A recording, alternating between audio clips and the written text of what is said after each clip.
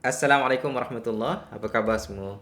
InsyaAllah dalam video ringkas ini saya akan demonstrate bagaimana cara untuk kita setting attendance dalam kita punya portal e-learning. Sebagaimana yang kita bincangkan sebelum ini, untuk fasa 1 dan fasa 2 undergraduate, kita insyaAllah akan menggunakan portal e-learning sebagai platform untuk kita mengambil kehadiran pelajar. Jadi saya akan demonstrate pada kali ini untuk satu portal GMT.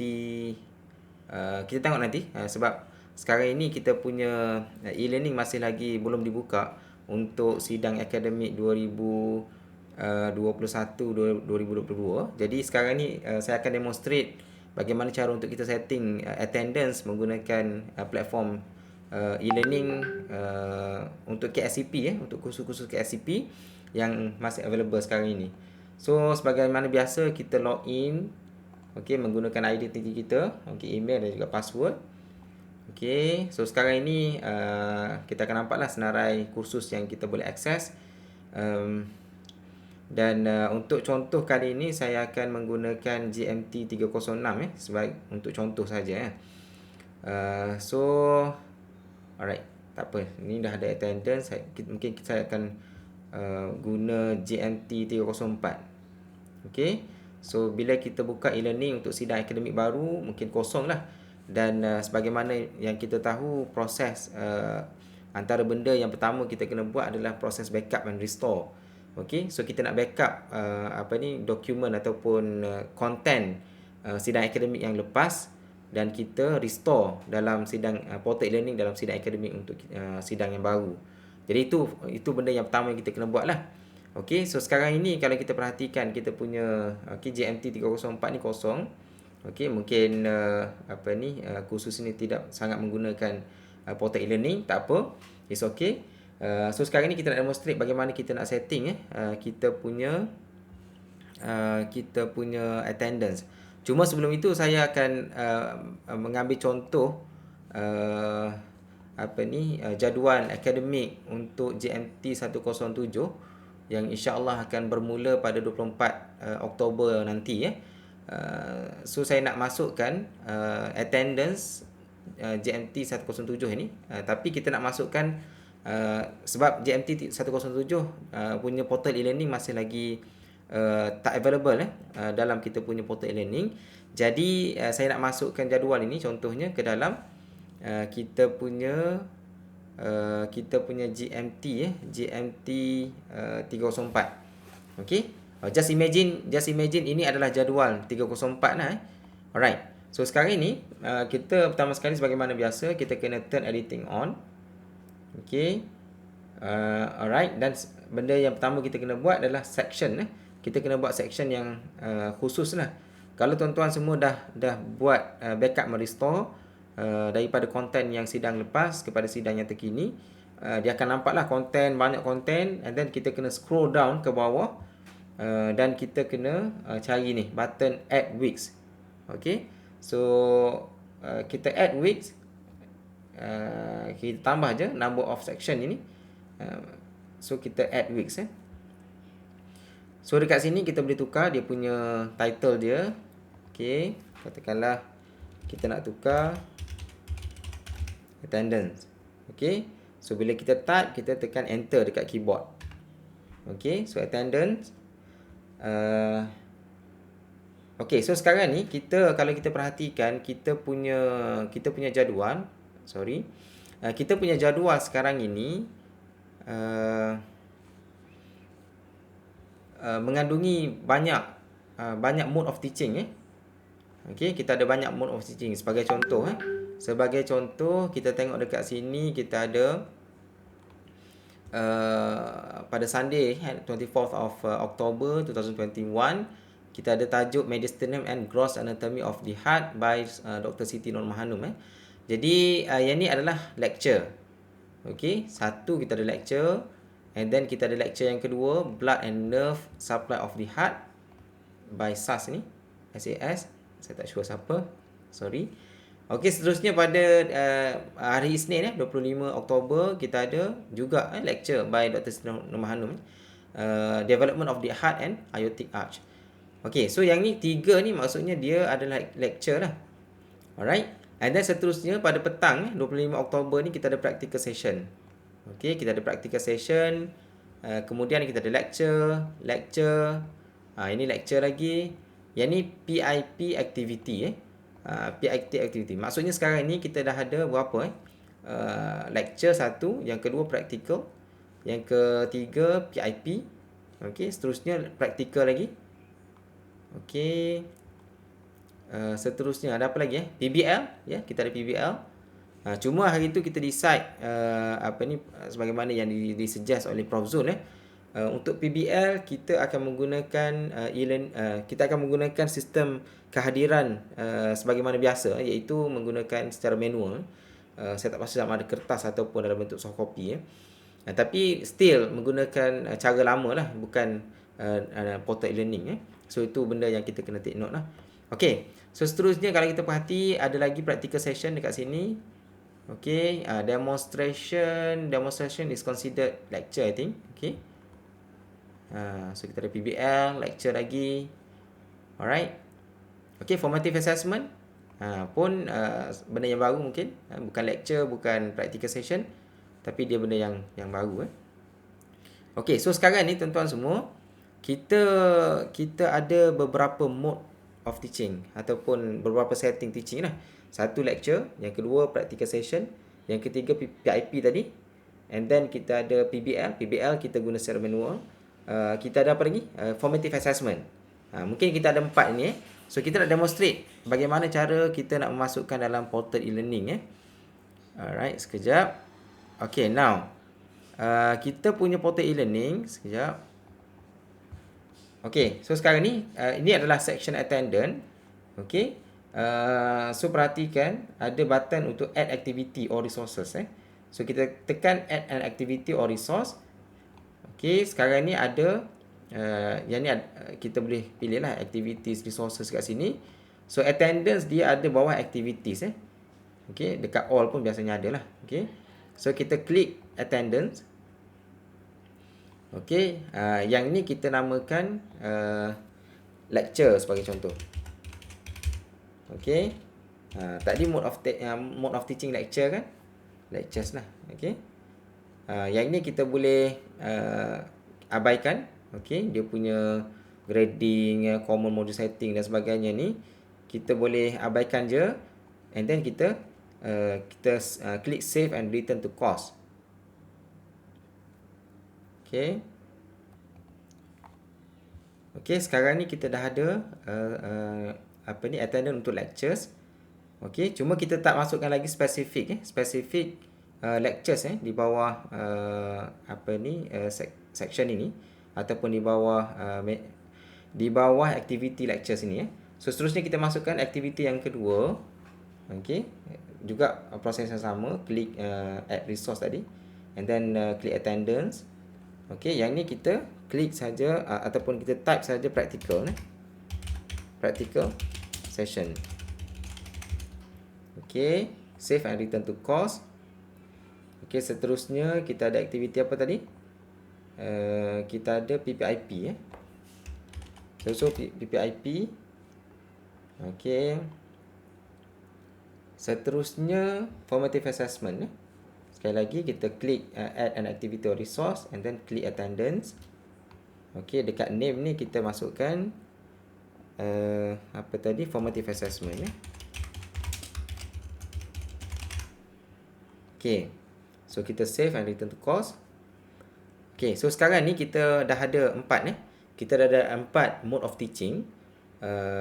So apa yang kita nak buat sekarang ni, kita nak kena masukkan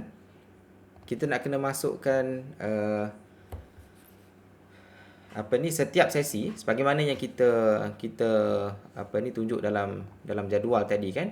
Dalam jadual ni kita ada lecture, dan dia bukan satu lecture saja, kita ada banyak lecture. So kita masukkan lecture ni mediastinal and gross anatomy of the heart ni, kita copy. Okay, kita copy, and then kita pergi balik ke e-learning kita klik lectures ni. Okay, dan perhatikan dekat sini ada banyak menu dekat atas ni. klik add session. Okey. So dekat description ni, okey, kita paste tajuk tajuk lecture tadi. Okey, kita paste tajuk lecture tadi. Okey. Kita boleh besarkan je ni. Sekejap. Okey, mediastinum and gross anatomy of the heart. Okey, so kalau kita perhatikan tadi, tajuk mediastinum and gross anatomy of the heart tadi akan berlangsung pada 24 hari bulan 10 2021 pukul 11 Alright. So 24 hari bulan 10. So kita masukkan tarikh dia 24 hari bulan 10. 24 Oktober 2021 pukul 11 pagi tadi pukul 11 pagi sehingga pukul 12 lah. Okey, ini waktu dia, timing dia. Okey, yang ni kalau nak klik pun boleh. Create calendar event for session pun okey. Kalau tak klik pun tak apa.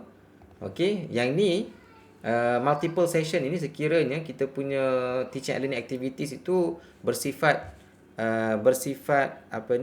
repetition pada masa yang sama, cuma hari yang berbeza. Sebagai contoh, kita ada fixed time contohnya kita ada waktu lecture pukul 9 pagi sampai pukul 10 setiap hari. So kita boleh gunalah fungsi multiple session ini sekiranya kita tak ada macam tu, kita boleh tak perlu setting lah dekat sini. Abaikan student recording, yang ni sangat penting. Sama ada kita nak allow student to record their own attendance ataupun hanya kita sahaja yang boleh record kehadiran. Sekiranya student kita ramai, contohnya kita bagi lecture 120 student. Kalau kita buat lecture 120 orang student, takkan kita nak tick seorang-seorang kan? Kita nak baca nama dan tick kehadiran seorang-seorang. Jadi apa yang kita boleh buat, kita boleh bagi authority kepada student untuk tick dia punya kehadiran sendiri. So allow students to record own attendance lah. So kita klik yang ni. Okey.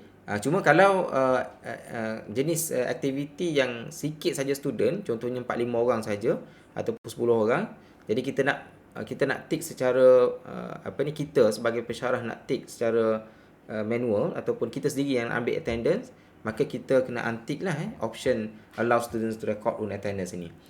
Okey, so dekat sini yang ni kita automatic marking saya rasa tak perlu, so kita disable. Student password, kita boleh set password kita sendiri ataupun kita boleh set random password, dan juga kita boleh include QR code ni. Include QR code, and then kita boleh rotate QR code. Sekiranya kita memilih option rotate QR code, dia akan ada automatic password dan juga QR code yang berbeza yang akan dia punya masa dia akan berubah. Dia punya QR code ni akan berubah untuk certain period of time. Okey. Alright. Okey. Kita boleh tekan add lah. Okey.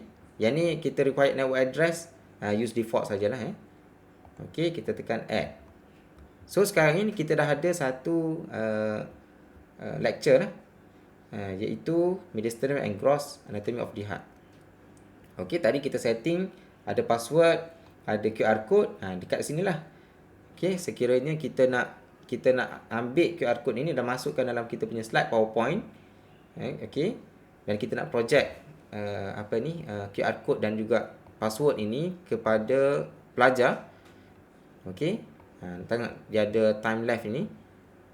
Okey, dia akan bertukar dalam 30 saat kalau tak silap tadi. Okey, setiap 30 saat dia akan bertukar kod yang baru. Okey. So yang ni kalau kita nak guna function yang ni, maksudnya dia akan rotate QR code ini. So pastikan kita buka daripada e-learning lah. Kita tak boleh copy yang ni masukkan dalam slide kita. Kerana bila kita copy dan kita masukkan dalam slide, waktu kita project kepada student itu untuk dia scan QR code ini, mungkin waktu itu dah tak valid QR code ini. Okey, sekiranya kita nak masukkan dalam kita punya slide, so kita kena pilih dekat sini lah. Kita kena untick QR code, rotate QR code ini. Okey, dan kita include QR code ini. Okey, kita save changes. Okey, kita perhatikan. Nampak tidak ada timer tadi So timer dah hilang. Yang ni kita boleh copy dan kita boleh masukkan dalam kita punya slide lah. Okey. Alright. So satu sesi lecture telah kita masukkan. Okey, so seterusnya kalau kita nak tambah kita punya sesi lecture yang kedua, iaitu blood and nerve supply of the heart. Okey. So kita buka balik kita punya e-learning kita. Sekejap, kita kena copy dulu Kita copy tajuk ni. Okey. And then kita buka e-learning kita. Okey, so kita klik dekat add session. Okey, maksudnya kita nak tambah lecture kat bawah ni kan. So add session. Okey, description ini kita masukkan tajuk kita punya kuliah Okey. Okey. Alright. So tajuk dia dah masukkan. Kita punya tarikhnya 24 bulan 2.5 24 bulan 2.5 24 Oktober pukul 2.30 2.30. Okey, sehingga ke 3.30 lah. Okey, tajuk dah masuk. Tak perlu repeat. Okey, student recording. Yang ni allow student to record your own attendance. Yes. Okey, sekiranya student tu ramai. Okey, kita include QR code sekali. Okey, random password. Okey, and then kita add. So sekarang ini kita dah ada dua. Sekejap, yang ni kita disable lah. Sorry, pukul 3, maksudnya pukul 15.30. Okey, kita add. So sekarang ni kita ada dua lecture. Okey, kita ada dua sesi lecture. Alright, so sekarang ni yang ni hanya lecture saja. Maksudnya dalam kita punya setting tadi, kita hanya cover lecture saja. Okey, kita baru cover lecture saja, iaitu dua lecture. Lecture ini mediastinal and gross anatomy of the heart dengan blood and nerve supply of the heart Jadi sekarang ni kita nak demonstrate untuk mode of teaching yang lain. Untuk kita kembali ke hadapan, kita klik je attendance dekat atas ni. Okey. So sekarang ni lecture kita dah masukkan dua tadi. Of course lah, kita kena masukkan semualah list of lectures And then seterusnya kita nak demonstrate practical session pula. Okay, klik practical session and add session. Okay, so sorry, saya tak tunjuk, sorry so sekarang ni saya undo balik attendance.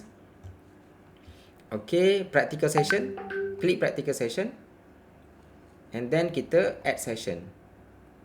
Okay, so kalau kita tengok jadual kita, practical session pada 25 Oktober pukul 2.30 25 Oktober pukul 2.30 2.30 sehingga pukul 3.30 bukan 3.30 sehingga pukul 4.30 pukul 4.30. Okey. So tajuknya kita copy lah. Practical ni kita copy. Okey. And then kita paste dekat kita punya description ini. Okey. Okey. Alright. Okay, so sama juga dekat sini, allow student to record own attendance. Kita include QR code. Yang ni kita set disable. Okay, sorry, yang ni QR code dengan random password Okay. Kita tekan add. So sekarang ni kita dah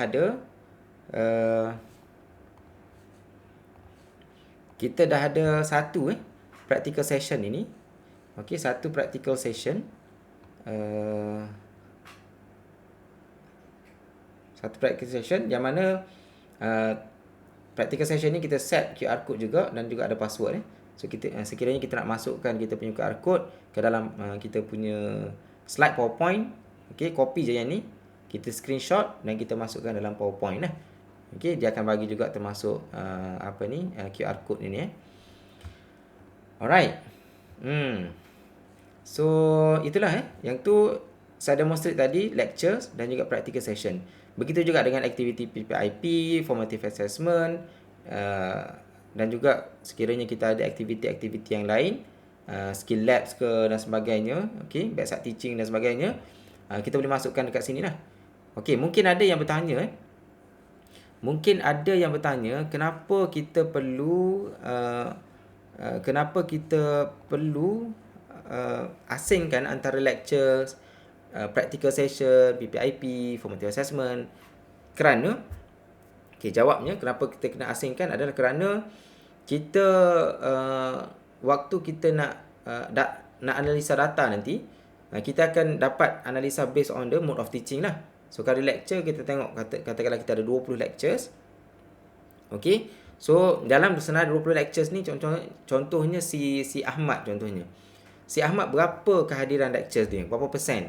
Berapa persen dia tak hadir contohnya? Berapa persen dia tak hadir dengan MC contohnya kan? Jadi benda-benda macam tu kita boleh tengok berdasarkan mode of teaching lah itu sebabnya kita classify kan kita punya attendance ini mengikut dia punya mode of teaching lah. Okey. Alright, sekiranya kita nak tahu dia punya record ini, okey. Kita klik lectures. Contohnya kita nak tahu dia punya report dia ataupun kita nak export dalam bentuk Excel. So kita boleh tengok di sini report dia. Okey. So senarai pelajar di sebelah kiri ni. Okey, so yang ni ada dia punya status lah Okey. Dia punya kehadiran dia kita boleh tengoklah dekat sini So sebenarnya kita boleh export report ini okey dalam bentuk Excel. So kita klik export dekat situ. Okey, download in Excel format. Okey, so kita boleh download dalam Excel format lah. So sekarang ni disebabkan data kita ni kosong. So saya tak perlu download lah Okey. So saya kira itu saja perkongsian saya berkenaan dengan cara untuk kita setting attendance dalam portal e-learning. Sekiranya ada mempunyai sebarang persoalan, pertanyaan ataupun komen, mungkin boleh direct bertanya kepada saya lah. Wallahualam, terima kasih. Assalamualaikum warahmatullahi wabarakatuh. Jumpa lagi.